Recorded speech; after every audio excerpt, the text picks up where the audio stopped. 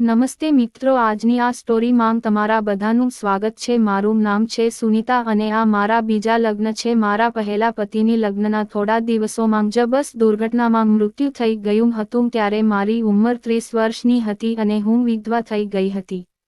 ત્યારે મારા માતા પિતાએ મારા બીજા લગ્ન એક 48 વર્ષના માણસ સાથે કરાવી દીધા કેમ કે મારા માટે બીજો વર મળવો મુશ્કેલ હતો। મારો પતિ મારાથી ઉંમરમાં ખૂબ જ મોટો હતો અને તે હંમેશા કામમાં વ્યસ્ત જ રહેતો અને જ્યારે તે ઘરે આવે તો માથાનું બહાનું બનાવીને જલ્દી સૂઈ જતા। મારા પતિના હોવા છતાં પણ મને તે સુખ હજી સુધી મળ્યું હતું નહીં। મિત્રો, તમે સમજી શકો છો કે હું કયા સુખની વાત કરું છું, જે સુખ ફક્ત એક પતિ પાસેથી અથવા તો એક પુરુષ પાસેથી જે સ્ત્રીને મળે છે તે જેની હું હકદાર હતી। રાતભર હું તેમના પ્યાર માટે તડપતી રહેતી હતી, પરંતુ મારો પતિ મને તે ખુશી આપી શકે તેમ હતો। મારી પાસે પૈસાની કોઈ પણ કમી હતી નહીં, મારા ઘરમાં બધી જાતની સુખ સુવિધાઓ હતી, પરંતુ મને પતિનો પ્રેમ મળી રહ્યો હતો ને બધી સ્ત્રીઓની જેમ મને પણ મારા પતિ પાસેથી પ્રેમની જરૂર હતી। હું દિવસભર તો ઘરમાં આરામ કરતી કેમ કે ઘરકામ માટે મારા પતિએ એક નોકર રાખ્યો હતો। એક દિવસ જ્યારે અમારો નોકર શ્યામભાઈ બીમાર પડ્યો તો તેને પોતાના યુવાન દીકરાને થોડા દિવસો માટે કામ માટે બોલાવી લીધો। આગલા દિવસે જ તેનો દીકરો ઘર ઉપર આવી ગયો અને જ્યારે મેં તેને જોતો તો હું તો તેને જોતી જ રહી ગઈ। એટલો ખૂબસૂરત હતો કે હું વિશ્વાસ જ કરી શકતી ન હતી કે તે એક નોકરનો દીકરો છે, જેનું મજબૂત શરીર, ગોરો રંગ, કાળી આંખો જોઈને એવું લાગી રહ્યું હતું કે કોઈ ફિલ્મનો હીરો છે। મેં તેને જોઈને વિચાર્યું કે આ તો કોઈ રાજાનો દીકરો છે। હું તેને લગાતાર જોઈ રહી હતી। પછી તેને મને કહ્યું કે મારું નામ રવિ છે અને હું તમારા નોકરનો દીકરો છું। મારા પિતાજીની તબિયત ખરાબ છે એટલે તેને મને અહીંયા કામ કરવા માટે મોકલ્યો છે। થોડા દિવસો માટે તેની જગ્યા ઉપર કામ કરીશ અને તમને કોઈ પણ ફરિયાદ કરવાની તક નહીં આપું।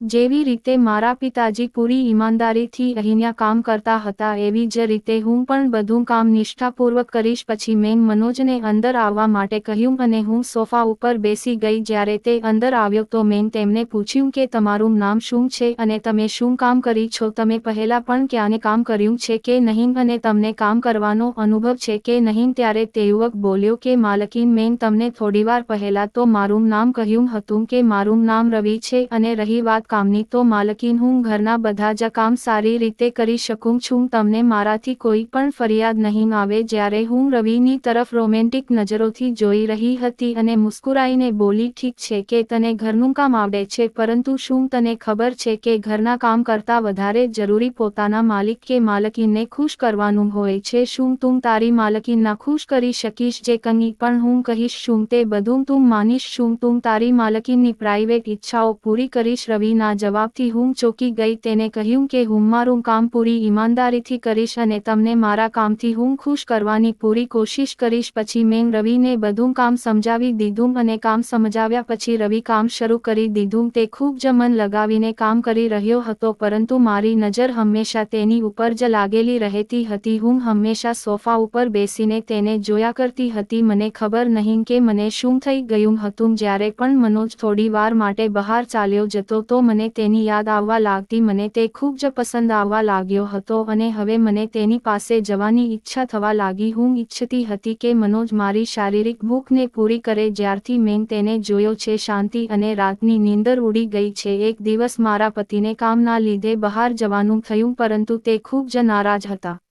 મેં તેમની પરેશાનીનું કારણ પૂછ્યું તો તેને મને કહ્યું કે પહેલા જ્યારે પણ હું કામથી બહાર જતો તો રવિના પિતાજી તારી પાસે રહેતા એટલે મને કોઈ ચિંતા થતી નહીં। રવિના પિતાજીનું નામ સાંભળીને મેં મારા પતિને કહ્યું કે કોઈ વાત નહીં, રવિના પિતાજી નથી તો રવિ તો છે ને, તમે બેફિકર થઈને જાઓ અને મારી બિલકુલ પણ ચિંતા કરશો નહીં। હું અહીંયા આરામથી રહીશ। રવિ આપણો નોકર છે, તે ખૂબ જ ઈમાનદારીપૂર્વક કામ કરી રહ્યો છે અને તે પણ મારી સારી એવી દેખભાળ કરશે। તમને કોઈ પણ વાતની ચિંતા કરવાની જરૂર નથી અને હું મારી દેખભાળ ખૂબ પણ કરી લઈશ। મારા પતિએ રવિને બધું કામ સમજાવી દીધું અને એક સૂચના આપી કે મને છોડીને ક્યાંય પણ જાય નહીં. પછી મારા પતિ કામ માટે નીકળી ગયા. મારા પતિના ગયા પછી હું આરામથી રૂમમાં બેસીને મોબાઈલ પર પેલા જેમાં સ્ત્રી અને પુરુષ બંને એકબીજાની સાથે હોય છે તેવા વિડીયો જોઈ રહી હતી. પરંતુ આજે મને મોબાઈલ પર તેવા વિડીયો જોવાનું મન હતું નહીં, કેમ કે હું રોજ તેવા વિડીયો જોતી હતી અને આજે મને તે બધું અસલમાં કરવાની ઈચ્છા હતી. મારા 2 લગ્ન થઈ ચૂક્યા હતા, પરંતુ હું હજી સુધી તે બધું કરી શકી નથી અને હવે જ્યારથી મેં રવિને જોયો ત્યારથી મારી ઈચ્છાઓ ખૂબ જ વધી ગઈ છે. હું વારંવાર રવિની તરફ આકર્ષિત થઈ રહી હતી.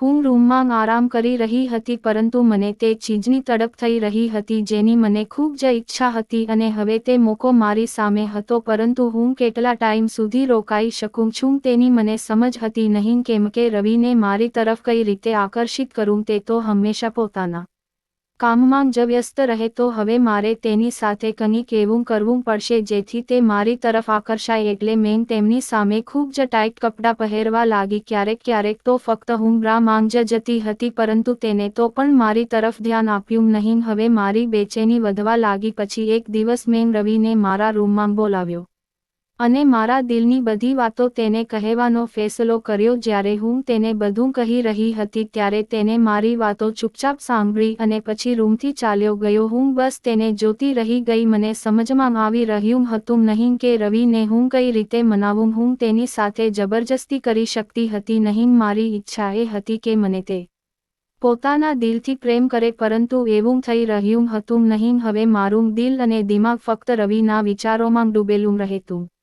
તેના વગર મને હવે કંઈ સારું લાગતું હતું નહીં. હું કોઈ પણ કિંમત ઉપર તેની સાથે તે બધું કરવા માંગતી હતી.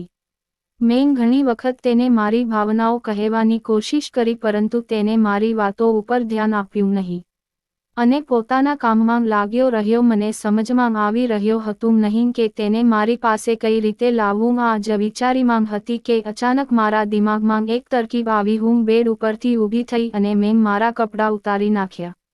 મેં ફક્ત બ્રા પહેરેલી હતી અને નીચે એવા કપડાં પહેર્યા હતા કે મારું શરીર સાફ દેખાઈ જાય. પછી હું રૂમની બહાર નીકળી અને સીડી પરથી નીચે ઉતારવા લાગી, કેમ કે મારો રૂમ ઉપરના ફ્લોર ઉપર હતો અને રવિ નીચે નોકરના રૂમમાં સૂઈ ગયો હતો. સીડીથી નીચે ઉતરતા હું જાણી જોઈને પડી ગઈ અને જોરથી રાડો પાડવા લાગી. મારી આવાજ સાંભળીને રવિ તરત જ દોડતી આવ્યો અને મને જમીન ઉપર પડેલી જોઈને ગભરાઈ ગયો. તેને કહ્યું કે અરે માલકીન, તમને શું થઈ ગયું? તમે કઈ રીતે પડી ગયા?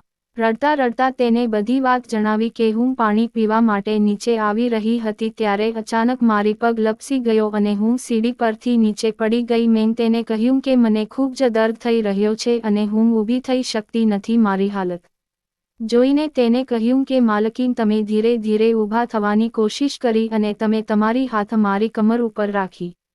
હું તમને મદદ કરીશ. મેં કહ્યું કે મારામાં બિલકુલ હલવાની પણ હિંમત નથી. આટલું કહીને હું ફરીથી રીવાનું નાટક કરવા લાગી. હવે તેની પાસે કોઈ રસ્તી હતી નહીં. ત્યારે તેને મને ઉપાડી અને મારા રૂમમાં લઈ આવ્યો.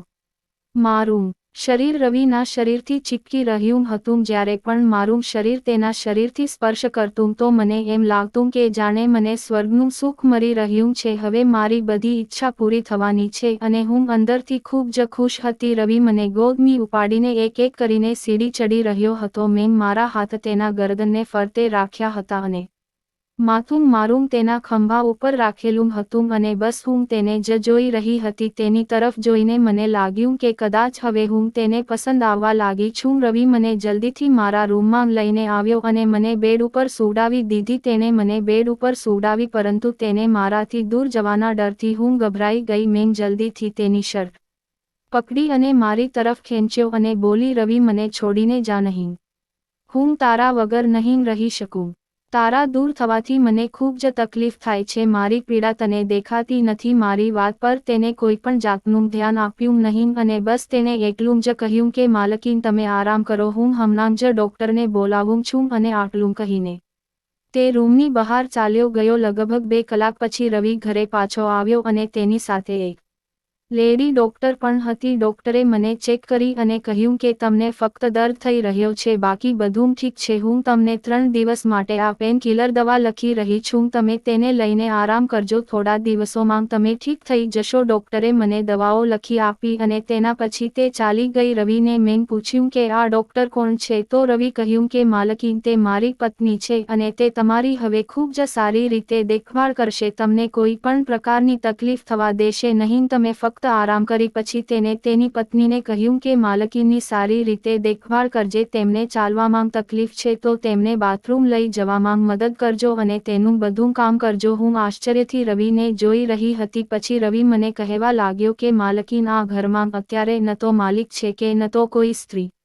તમારી દેખભાળ કરવા માટે કોઈ હતું નહીં, એટલે મેં મારી પત્નીને અહીંયા બોલાવી જેથી તે તમારી દેખભાળ કરી શકે. તેના પછી રવિએ તેની પત્નીને કહ્યું કે મારા માટે ગરમ પાણી તૈયાર કર. રવિની પત્ની જ્યારે ચાલી ગઈ તો રવિએ મને કહ્યું કે માલકીન અમે ગરીબ લોકો છે, પરંતુ અમને અમારી મર્યાદાઓમાં કેવી રીતે રહેવું તે અમને સારી રીતે ખબર છે. હું એક પરિણીત પુરુષ છું અને હું મારી પત્નીને ક્યારેય પણ છેતરતો નથી. તમે અમીર લોકો છે અને તમને એકબીજાને છેતરવાની આદત હશે. આટલું કહીને રવિ ત્યાંથી ચાલ્યો ગયો. તેના પછી રવિની પત્ની મારી દેખભાળ કરવા લાગી. રવિ ઘરનું કામ કરતો અને તેની પત્ની મારી દેખભાળ કરતી.